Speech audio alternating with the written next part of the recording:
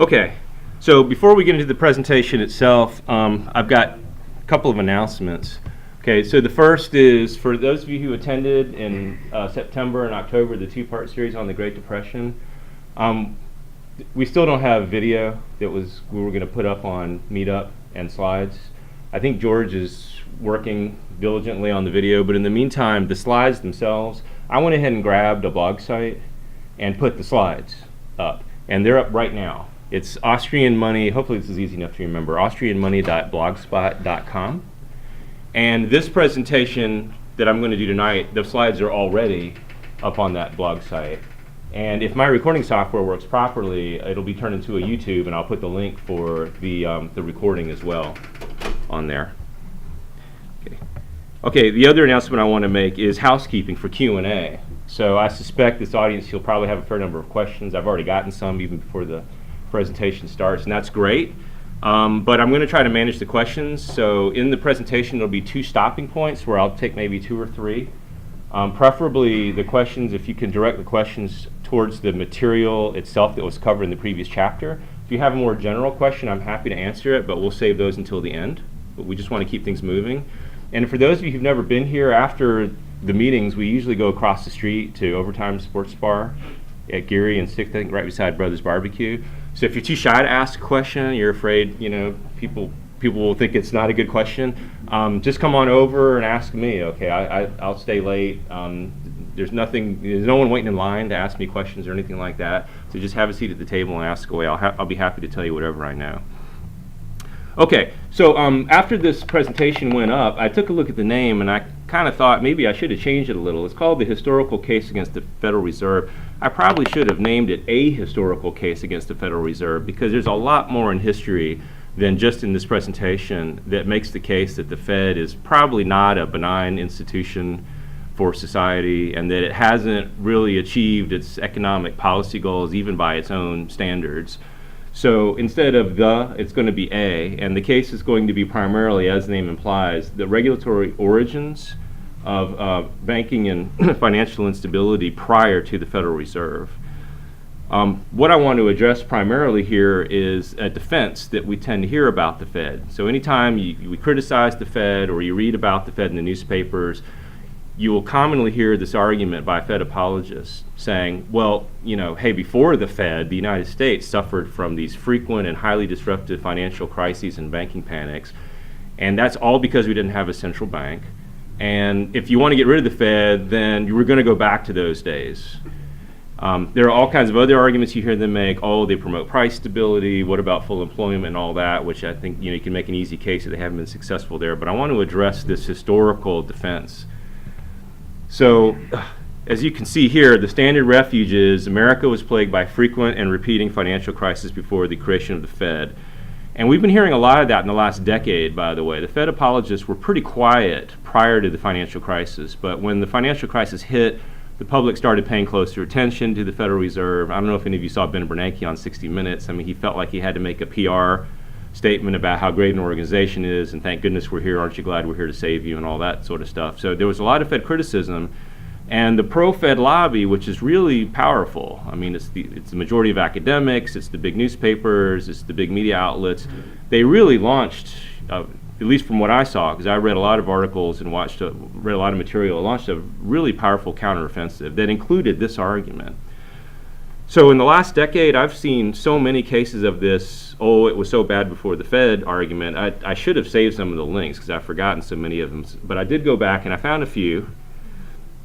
I'm getting a little ahead of myself. I'm sorry here. Let me start with a disclaimer. They are right, these apologists, that there were, so that they're not making that up, there were repeated financial panics and banking crises in the United States before 1914. By my count, and it depends how you define a crisis, so there might be economists who disagree with me. They might say I'm off by a couple here. By my count, there were 21. There have been 21 financial crises in American history, 3/4 of which, or almost 3/4 of which, occurred before the Fed. And I've defined the major crises here as those dates in the first bullet point. Forgot to bring my laser pointer. 1797, 1819, 1837, with another crisis shortly thereafter, 1873, 93, and 1907. There were also some smaller incipient crises. You'll notice the majority of those occur in the latter half of the 19th century. There's a reason for that. We're going to get into that. And then, interestingly enough, the Fed apologists don't like to talk about the crises that occurred after the Fed, by the way. So we had some real doozies, by the way, especially during the Great Depression. We had financial crises in 1920, 30, 31, 33, 37, and then more recently, does anyone remember the S&L crisis in 1990? Yeah, and then we had our recent 2008 crisis. If you count up to 1937, that's 1, 2, 3, 4, that's 5 crises in a quarter century. So the Fed's record, at least in the first quarter century, is actually worse than in the previous 130, 120 years. Although, if you corner a Fed apologist, they'll say, well, that was practice. I mean, they won't use that exact word, but that's how they'll describe it. Well, the Fed was practicing, and it took them 25 years in a Great Depression to finally figure out, how to do their job properly. So what you'll hear is that before the enlightened Fed, the U.S. banking system was basically an unregulated, free market, laissez-faire, wildcat system where banks could do whatever they want. And they were so irresponsible, and there was no oversight, and the government unwisely stayed out of it. And I'm going to try to completely shoot down this narrative about free market, laissez-faire. It's actually patently absurd when you see what kind of regulations were in place prior to the Fed. Okay, so I wanted to dig up a few examples, and I figured what conversation about Fed apologetics would be complete without our favorite economist, Paul Krugman. For those of you who don't know him, Nobel laureate, popular New York Times columnist, and most importantly, New Keynesian. And I found this from a 2011 column where he says, history tells us banking is subject to occasional destructive panics that wreak havoc with the economy. Gilded Age America, which is the late 19th century, a land with minimal government and no Fed, was subject to panics roughly once every 6 years. So Krugman doesn't come out and say laissez-faire. This is kind of his MO. He's very clever about how he words stuff. He's obviously his readers are walking away believing that it was very close to laissez-faire in the late 19th century, and that was the cause. But if he's ever accused of characterizing the late 19th century as free market, he can always say, well, I just said minimal government. He does this a lot. Okay? But you can tell what his readers are going to walk away thinking. And then I figured, why let the New York Times have all the fun? What about that other, glorious publication, I don't know what I would call them, the Washington Post. Okay, so they have their own column called The Horse Trading That Gave Birth to the Fed. And after insinuating that Andrew Jackson should not have closed the second bank of the United States, their columnist says, with only loose regulation, the system was decentralized and rudderless, meaning we need an enlightened central power, right, to guide the banking system. So the industrialized United States suffered a continual spate of financial panics, bank runs, money shortages, and indeed full-blown depressions. Just a note, I'd made sure to include their new motto. Have you guys seen Democracy Dies in Darkness? That's the Washington Post's motto. Yeah, I agree with them, not for the reasons they think. Okay. The Washington Post, in my view, is partly responsible for the darkness. Their economics columnists are all Keynesians through and through, and I guarantee you none of the stuff you see tonight is going to appear in the Washington Post. I've got one here from the Seattle Times that actually says, for most of the 19th and into the 20th century, laissez-faire attitudes and minimal state regulation. So now we've got the word laissez-faire. Now, I don't know who John Talton is. I put a question mark here. I'm assuming he's the nobody. But at least all the Seattle Times readers, and if he's a syndicated columnist who knows other papers, are getting this idea that it was laissez-faire in the 19th century. And then finally, what apologetics would be complete without the Federal Reserve itself? It has to justify its own existence. I found this in a research paper from the San Francisco Federal Reserve, stating that in the U.S., the rate of banking crises declined markedly after the 1913 creation of the Federal Reserve. That's not true, again, about the quarter century after the Fed. Okay, it is true if you go from 1937 to today, but after the creation of the Fed, things actually got a lot worse. Okay. By contrast, 10 significant banking crises occurred in the 19th century. Okay. So this is my thesis, that the absence of a central bank during that period acting as lender of last resort was not the cause of the panics. And that this isn't just a theoretical challenge. We have empirical evidence, including that there were other countries that had no central bank during the same period, and I'm going to focus on Canada, but Scotland is another example, had no central bank, and they were remarkably stable. Okay, they had no crises, or you could argue virtually no crises. So it's going to be a historical argument with some theory with some theory added in about look at these, how harmful these regulations are, plus some cases of empirical evidence of countries that are successes without a lender of last resort. And here's a list. This is not a complete list, but it's a pretty good list of some of the distortive regulations that were in place during this period. At times, there may have only been one of these regulations. At other times, there were multiple regulations in place. They are, and I'll go through these one at a time, state-level unit banking laws, which I'll describe, the antebellum central bank. So we did have central banks in the early days of the United States, the Bank of the United States and the Second Bank of the United States. The national banking system, which was a set of federal regulations that effectively designed and engineered a private banking system at the national level. That one's very important because that's the system we were under as things got more and more unstable and ultimately led to the creation of the Fed. And then two more that I don't think we're going to have time to talk about. They're not quite as important, but they're still significant, which is state bondholding requirement laws and bimetallism. Bimetallism meaning the defining the dollar as both a unit weight of silver and gold, and then attempting to fix the ratios between the two, which causes problems if the market values tend to deviate from those fixed ratios. If anyone's curious about those, if we have time at the end of the presentation, I'll talk about them. Hey, come on in. The bimetallism one in particular is interesting because while I don't think it contributed very directly to many panics themselves, I know for a fact it was the major cause of one panic, and it was a doozy. I don't know if anyone here is familiar with the Panic of 1893. Okay, the Panic and Depression of 1893 were the worst depression in American history before the Great Depression. It was actually called the Great Depression before 1929. You guys here for the talk? Sort of. Okay. If you want, feel free to grab a chair, or there are a few chairs left as well. Okay. Sit down. Okay, it's probably going to be about 90 minutes. Oh, 90 minutes. Yeah, it's a long talk. Oh, boy. So bimetallism alone is probably worth discussing just to explain what caused the Panic and Depression of 1893. And then after I cover these regulations and how they affected the banking system, I'm going to talk about what happened to them after 1913. That's kind of an interesting story as well. Okay, so let's start with state-level unit banking laws. Okay. Now, the term unit banking, in my opinion, it doesn't inspire great excitement. I think it's one of the most boring-sounding terms out there, but it's incredibly important. I'm not sure if you all are aware of this, but from the founding of the United States, all the way up until, in some form or another, 1994, there were laws prohibiting banks from branching at a minimum across state lines. I don't know if any of you are old enough to remember that. Okay, I remember not being able to deposit my check from Texas at a Bank of America in North Carolina back in the early 1990s.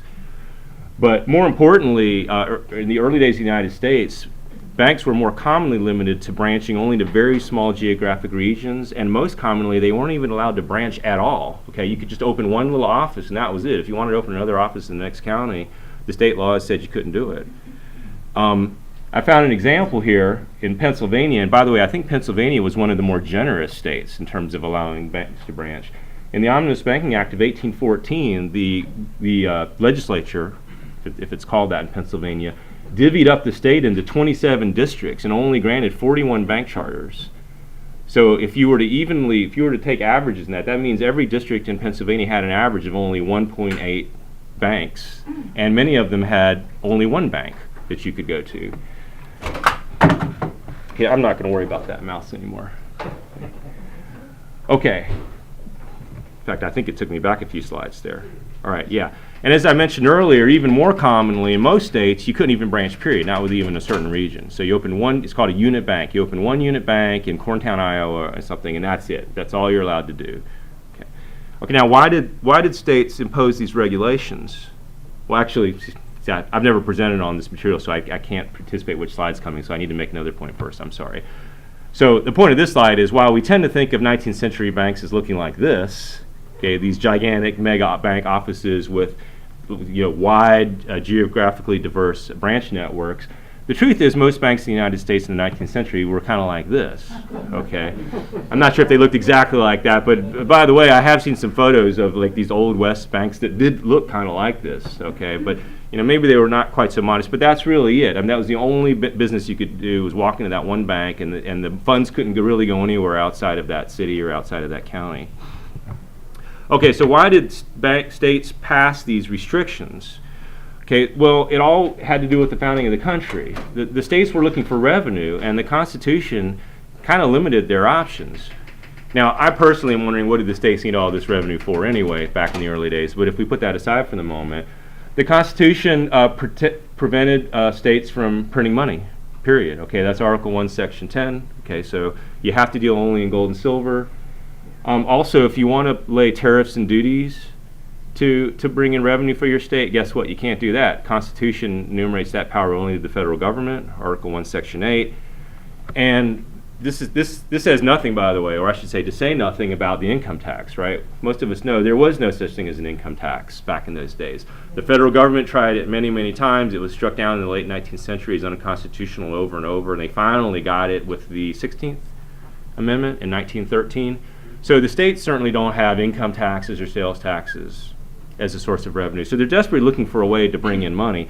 And they decided to go to banks for the money. Because as the saying of this famous bank robber, I can't remember his name, was asked, "Why do you rob banks?" Willie something. Yeah, you know what his answer was?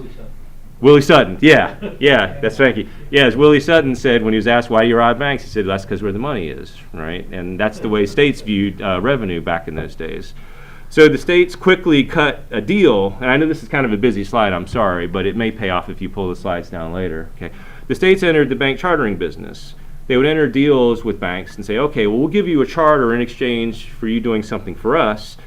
And some of those somethings included, actually that's in the next bullet point. Let me talk about what the banks got first. The banks themselves, as part of this deal, this bargain, would get liability protection beyond paid-in capital.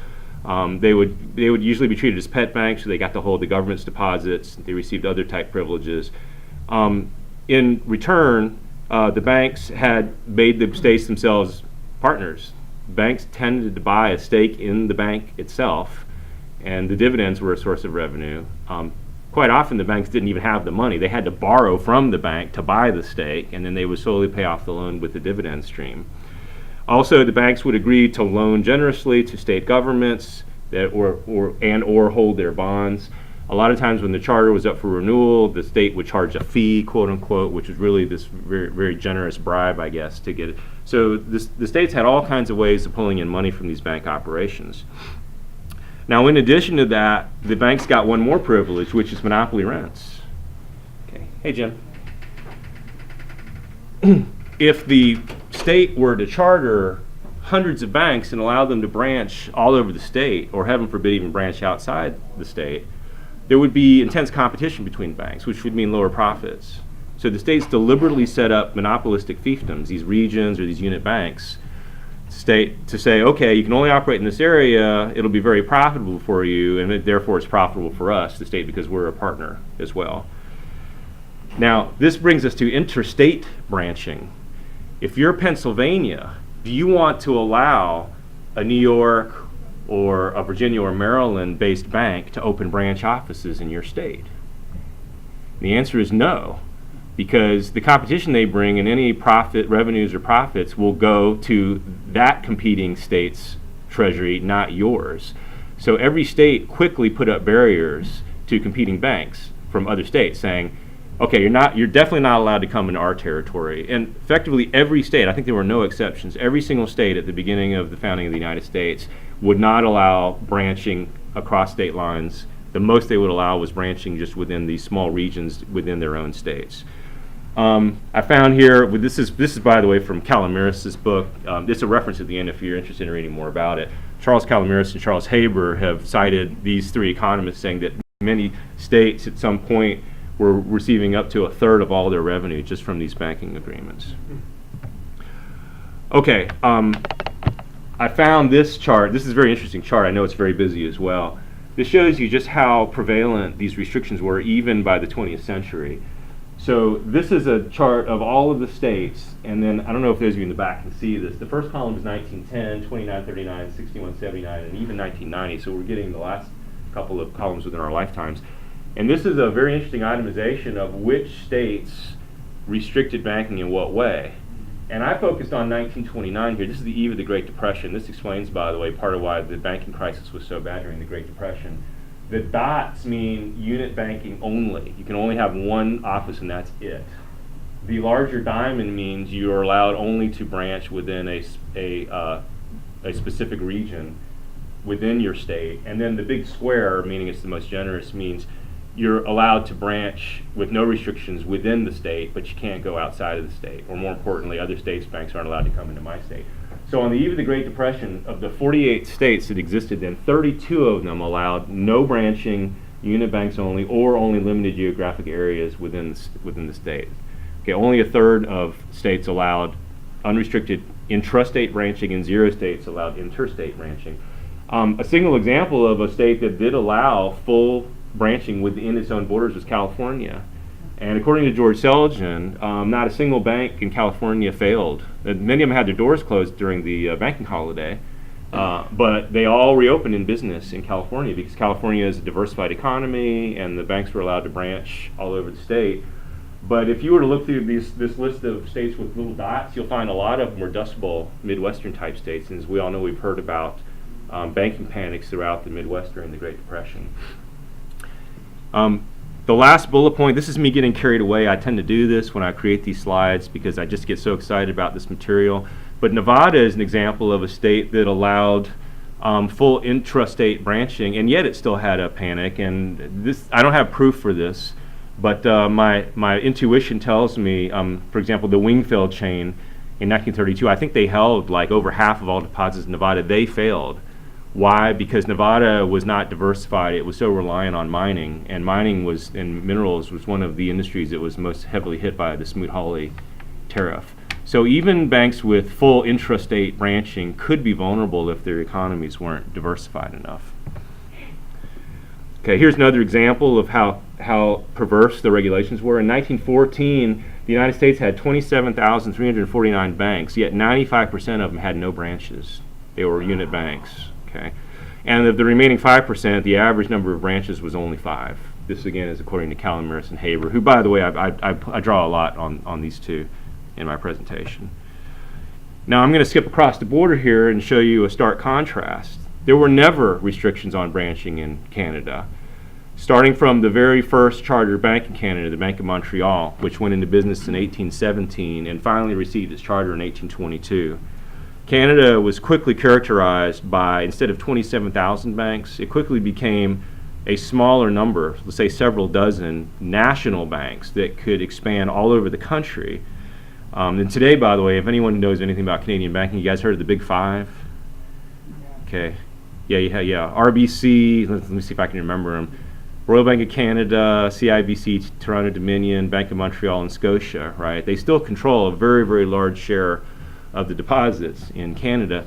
This might be viewed as anti-competitive, a smaller number of banks, but actually it was a more competitive system, as we'll see, than our 27,000 banks that we had in 1914. In fact, that is my last bullet point, right? Several dozen nationally branched banks is a more competitive environment than 27,000 monopoly unit banks. The analogy I always use is airlines. I mean, can you imagine if every airline had its own monopoly state? It couldn't fly in and out of that state.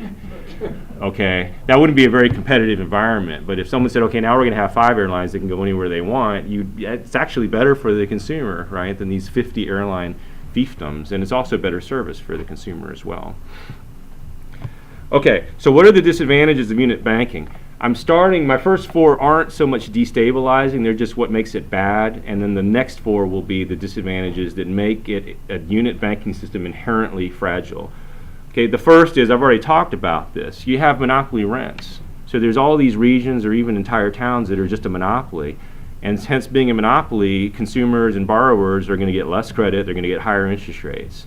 And Calamirus has done some work and discovered how during this period America was underbanked. Canadians actually had more access to credit, which is particularly remarkable considering how large and spread out Canada is. And they still got more credit per capita than Americans did. And here's a great example I found. Now, there's a century difference here, but that actually doesn't matter. As you'll see, it really just comes down to banks and people.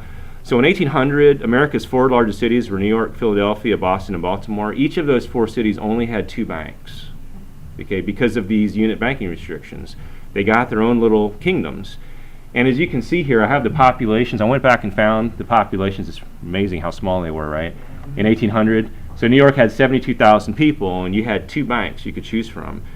So by contrast, in 1911, remote Western Canada, I should have said Canada, not Canadian, right? Alberta, British Columbia, Saskatchewan, Manitoba. Any of you guys ever been in these provinces? Okay. Okay, outside of the big cities, I mean, there's just miles and miles of nothing, right? Okay, and even in 1911, it was worse. By contrast, your average incorporated town had 900 people and had 2 branch offices. So if you do the math, did I do the percentages? I didn't do the percentages, but 72,000 people in New York get 2 banks, and 900 people in Medicine Hat, Alberta, get 2 banks. Okay, it's a much better environment in Canada for consumers than we had in the United States. Okay, the second problem with unit banking is it's a wasteful model. Okay, which ultimately ends up leading to higher costs and scarcer credit as well. Why? In a nationwide branch banking system, you can centralize all of your administrative functions in headquarters. I mentioned here accounting, loan processing, collections, you name it. And the branch office, it's not very expensive. All you need is some till cash or maybe some gold and silver coin and a teller, and maybe you have a loan officer who interacts with the local community. That's it. But in a unit bank, you have to duplicate all those administrative functions 27,000 times if you have 27,000 banks. So just in terms of operational efficiency, the United States was a much more expensive banking system to run than the unrestricted Canadian system. Okay, a third problem is immobility of capital. When you deposit your money nationwide into tiny little unit banks that are all split apart from one another, how is capital accumulated through a financial intermediary and sent to a geographic region that needs a large amount of capital? And the example I used here was Charles Schwab. Anyone know who he is? Not the stockbroker. Anyone know Charles Schwab, the steel baron? Okay, he founded Bethlehem Steel, and I don't have proof of this. This is just me guessing using intuition. But Charles Schwab founded Bethlehem Steel in Scranton, Pennsylvania. Now I was in Scranton a couple of years ago. There's still nothing there. Okay, but back in the late 19th century, it was so tiny a town. If it only had 1 or 2 unit banks, where does Charles Schwab get the enormous capital and the kind of loans he needs in order to fuel a large industrial project? You're just not going to find it because you can't move the money. You don't have branch networks where you can move the money across state lines or to the next county. You have to depend on that local unit bank. I'd have to look into it, but my guess is he probably got the money through investment banking, and it would be interesting if someone's done a study. Investment banks didn't have these restrictions. It would be interesting if unit banking is what made men like J.P. Morgan so powerful that large industrial magnates couldn't rely on their local unit bank to get the capital they needed, so they had to go somewhere else. Okay, by the way, my last bullet point here is that in a branch network, since capital it's of course deposited all across the country, but then the branching system sends the capital anywhere it needs to go in the nation to meet the changing demands for loans. It leads to a geographic balancing of the supply and demand for credit, and thus an equalization of interest rates. And there was a disparity in interest rates in the United States from one region to the next, because again, money could not move out of one region to another. So if there was a supply-demand imbalance, there was no mitigating factor that could solve that. Okay, and then the fourth problem is depreciation of unit banknotes. Okay, so is everyone here familiar with back in those days the banks issued the money themselves? Okay, so there was no Fed to do it. So you would deposit money in a small unit bank, and they would print a banknote, promises to pay the gold or silver on demand, and then their banknote would circulate throughout the economy. Well, with thousands of banks or 27,000 banks, you can imagine all the different kinds of banknotes that were circulating. Okay, this, by the way, is a bad example. This is a Bank of Sarasota banknote, but it's actually from the wrong era. I should have found one from before the national banking system. But if we pretend for the moment this is a state bank, a unit bank that only has one location in Sarasota, it issues a banknote, and then that banknote trades hands throughout the economy, and eventually it finds its way all the way to Reno, Nevada, let's say. And the holder of the banknote says, okay, I want to go to my Bank of Reno office and deposit this. The Bank of Reno, the officer or the teller would not give you 100 cents on the dollar for the note. They don't know who the Bank of Sarasota is. They don't know if it's still in business. They don't know how reliable they are. They don't know there's a cost associated in getting the gold if they want to retrieve the gold to get it moved that far, right? So you're typically looking at getting 95 cents on the dollar, 93 cents on the dollar back in those days. This, again, is not so much a destabilizing factor as much as it is an anti-consumer factor. Now, by contrast, if you have a nationwide branching system like they had in Canada, and the Bank of Toronto issues a banknote, and it circulates through the economy, and eventually finds its way to, this is Nova Scotia. And by the way, that is still pretty far. I checked, it's 1,000 miles away. Okay. If a customer of the Bank of Nova Scotia brought their Bank of Toronto banknote, in this case $10, and deposited it, do you think the Bank of Nova Scotia would honor it at 100 cents on the dollar? And the answer is yes. And why? Okay, first of all, they knew who the Bank of Toronto was, but more importantly, there was a Bank of Toronto branch right across the street, even in Halifax. Okay, very, very easy. You know it's reliable. You can get the money very cheaply, low cost. You don't have to go all the way across the country. Okay, so more unit banking problems, and now we're getting into how it starts to destabilize the system. I think this one is probably self-evident. You can't diversify your loans. This was probably the biggest problem. So if you're a unit bank in Corntown, Iowa, your fate rests on the price of corn. If the price of corn nosedives on you, you're in trouble because that's all you had.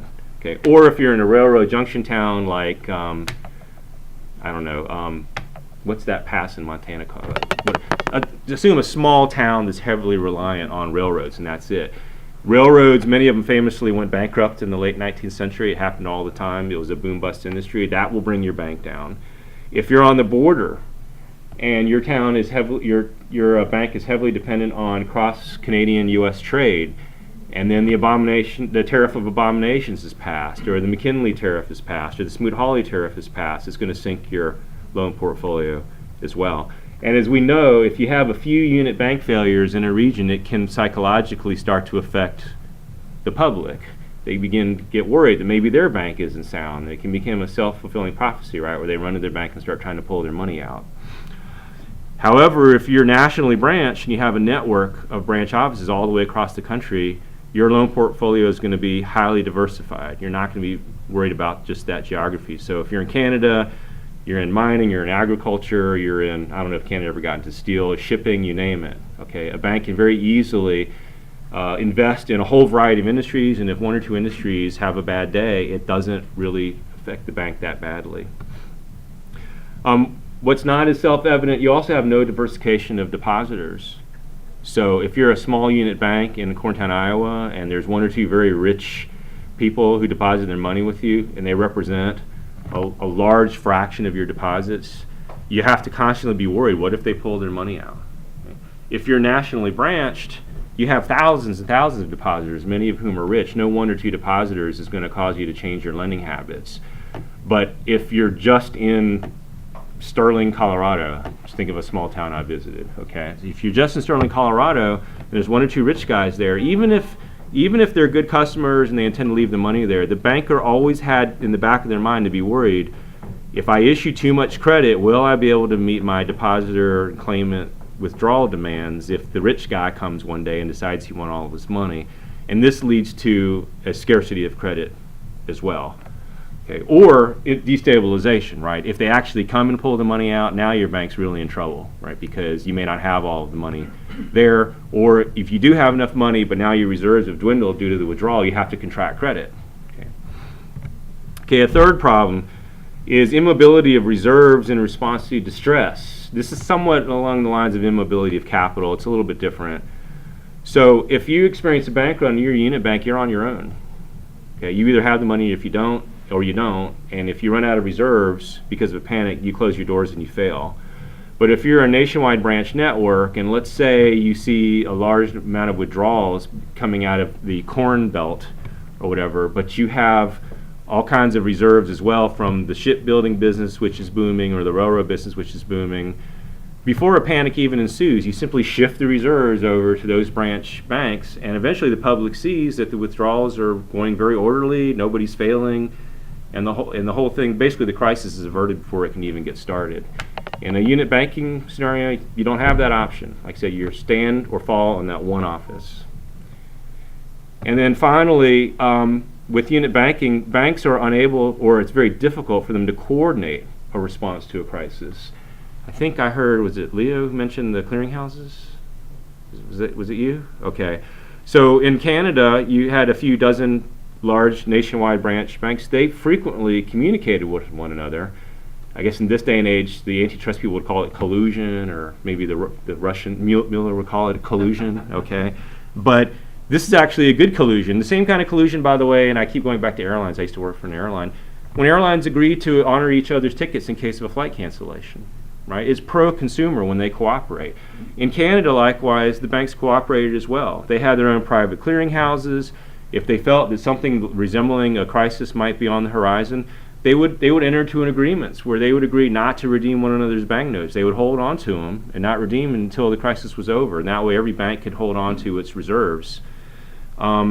They also acted as emergency lenders. The Big Five would oftentimes, this is kind of a Fed function, would make emergency loans to smaller, still solvent but maybe distressed for liquidity, small banks in Canada. And sometimes they would simply buy out a smaller bank that was in distress. By contrast, in the United States, when you have 27,000 unit banks, how do 27,000 banks enter into an agreement? Okay, clearinghouse agreement for all 27,000 banks, coordinating their banknote redemptions across 27,000 banks. And for that matter, I put a question at the bottom here. I don't know the answer, but with a legal restriction, how can a healthy bank in Chicago rescue or even buy out a distressed bank in Tucson if you have interstate branching prohibitions? And for all I know, maybe some states did allow that, but my guess is that it was, at a minimum, it had to be very difficult, if not impossible, back in those days. Okay, so if someone says to you, oh, well, that Canadian system, yeah, that's great and all, but you know what, that's just one example. It's just a freak accident. You can't possibly replicate that anywhere else. It just so happens there is a parallel right across the Atlantic Ocean, and I'm not going to spend as much time on Scotland because I'm focusing on the Federal Reserve here, not the Bank of England. But in Scotland, we had a similar arrangement. In England, you had highly restrictive, almost unit banking. It's a little bit different, but kind of the same principle. And in Scotland, you had unrestricted nationwide banking. And this all started, I'll try to keep this short, but this all started in 1694 with the chartering of the Bank of England. Does anyone here know why the Bank of England was originally chartered? Curious. Okay. East India Company? Yeah, that's a really good guess. You know what? And normally I would say yes, and it probably eventually came to that. But initially, it only served one purpose. I'm not saying a few years later the East India may have had something to do with it. You got me curious. I might want to read about that. Now, war, yeah. It was chartered to lend generously to Parliament and the King to fight what would turn out to be 120 continuous years of war with France. Okay. Now, Parliament wanted to make sure that the Bank of England remained the preeminent lender. They didn't want other private banks drawing deposits away and refusing to lend to the government. So they passed in 1708, shortly afterwards. I don't think this is the official name of the legislation, but it's called the six-partner rule. And basically, they said any bank that any chartered bank cannot have more than 6 partners who contribute paid-in capital. And this included joint stock banks, the equivalent of like today a publicly traded bank. So can you imagine if like a Bank of America wanted to go into business and said, okay, we want to raise capital, if they were only allowed to go to 6 people? That's it, okay, as opposed to the tens of thousands of individual shareholders and institutions today. Okay, so this rule was passed to keep competing banks small. What bank was exempted from this rule? The Bank of England, right? Okay, the Bank of England branched all interestingly enough, it didn't really go very far outside London because it figured that's where the money is. Okay, but the Bank of England was allowed to open an unlimited number of branches. These other private banks, there was no technical limit on how many branches you can open, but if you only have 6 partners worth of paid-in capital, you're going to stay small, which was the idea. So the English countryside was spotted with all these small, kind of almost like unit banks, country unit banks as well. It was a very highly unstable environment. And as if that wasn't enough, I'm sorry, I shouldn't say if that wasn't enough. Eventually, the 6-partner rule was loosened in 1826. So some historians will say, well, that rule only lasted, 118 years. By now, Napoleon is gone, right, the Battle of Waterloo. But even then, there was a restriction that within 65 miles of London, you still could not have more than 6 partners. So the idea was, again, not to compete with the Bank of England. Eventually, the Bank of England becomes the monopoly issuer of banknotes in 1844. Now, this is going to lead to a very unstable environment, whereas by contrast in Scotland is, for the most part, left alone. And I know George asked me several months ago, well, how did they get away with that? Right, and I have learned since then. If you want, I can tell you over a couple of drinks at overtime. All right, but Scotland was left free to develop their own banking system. They also played a little interference, by the way. The Bank of Scotland, which was the first chartered bank in Scotland, it was chartered in 1895, 1 year after the Bank of England was chartered. Scotland had its own parliament back then. They quickly passed a law making it illegal for any chartered bank to lend to the British government. That has something to do. So I think they were anticipating, right, what was going to happen, right? And it kind of it's like, what is the porcupine makes a very uninviting lunch kind of principle, right? The English Parliament and the King, William III, he just kind of looked over and said, it's not worth it, okay? There's more, though, I'll tell you, over drinks. Okay, so the Scottish system being free to develop on its own, look at these innovations. These are things we take for granted now, but these originated in Scotland under their nationally branched competitive private banking system. A line of credit, okay, that did not exist before the Scottish system. They came up with that on their own. Paying interest on your deposits, okay, that wasn't done before is it the Scots or the Scottish? What should I say? Before the Scots, okay. Before the Scots came up with it. For those of you, I was talking fractional reserve banking with some people here in the room before we started.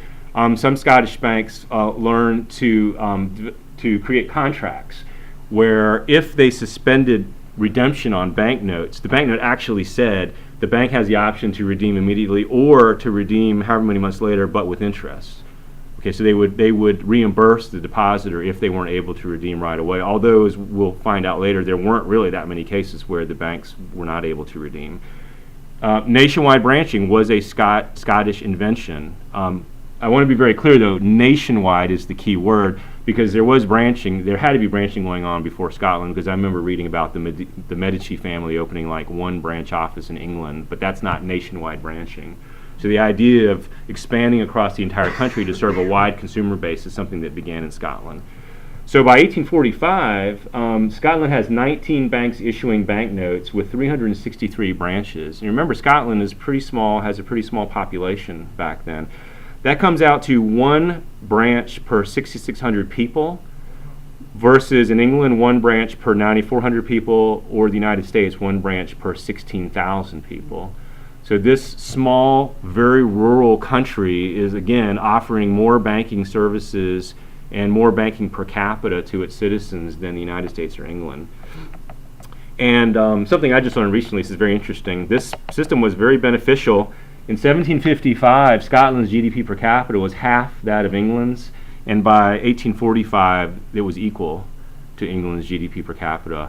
I had no idea until I started researching this, I guess it's part of the Scottish Enlightenment too, how it came about, just how quickly the Scottish economy, how much faster it industrialized than England did, large part due to their banking system.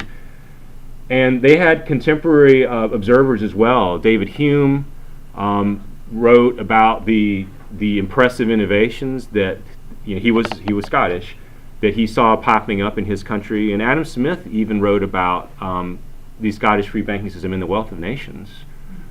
He was marveling at the discipline that it imposed, competition imposed on banks not to overissue, because they always had to be worried about other banks hoarding those notes and coming back and offering them for redemption all at once. So there's a lot of literature from famous contemporaries at the time about that system. Okay, if we go back to Canada, basically by the turn of the century, the United States is the only country left with this peculiar unit banking system. And by the way, in the late 19th, early 20th century, the United States is the only industrialized country left also that is having these sorts of panics and bank runs. Okay, every other country has solved the problem except the U.S. And this Canadian banker, I don't know how important he is. I tried to figure out like what bank he ran, but I couldn't. But he made this interesting comment in 1917 that, quote, practically every country in the world except the United States has recognized the utility, if not the absolute necessity, of the branch system of banking and handling commodities as liquid as money or credit. A bank system without branches is on par with a city without waterworks or a country without a railroad so far as the equitable, and he did say equitable, not equitable, distribution of credit is concerned. Okay, so that's the end of state unit banking, and this will stop for our first Q&A. If anyone has any questions about the unit banking issue, I'll take 2 or 3. Okay, George's got one. You know, what you've been talking about and the limitations of